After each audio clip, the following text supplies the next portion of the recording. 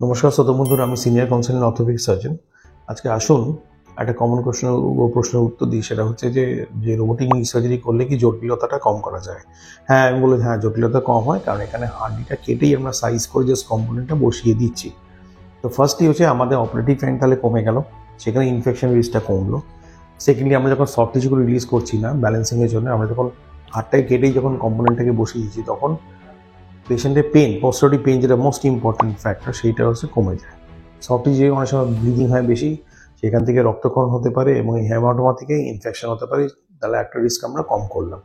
উনি বোনটাকে কেটে কম্পোনেন্টটাকে সিমেন্ট দিয়ে বসিয়ে জায়গার মতো ফেলে দিলাম আমরা। থার্ড হচ্ছে পেশেন্টকে আমরা ইমিডিয়েটলি অপারেশন করার পরে মোবিলাইজ করে দিই, মানে পারলে 24 ঘন্টার মধ্যেই, না পারলে অ্যাটলিস্ট 24 ঘন্টা পরে।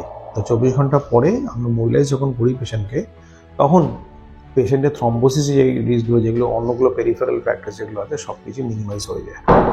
তো পেশেন্টরা কী হয়, মোবিলাইজ যখন হচ্ছে তখন তারা মানে আত্মবিশ্বাস পাচ্ছে যে আমি হাঁটাচলা করতে পারবো, আগের মতন পেইন ফ্রি জীবনে আমরা ফিরতে পেরেছি।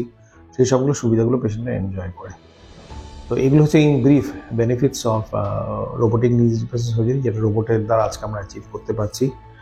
তো আপনাদের নিশ্চয়ই অনেক পেশেন্ট থাকবে যারা রোবোটিকের সম্বন্ধে ভাবছেন।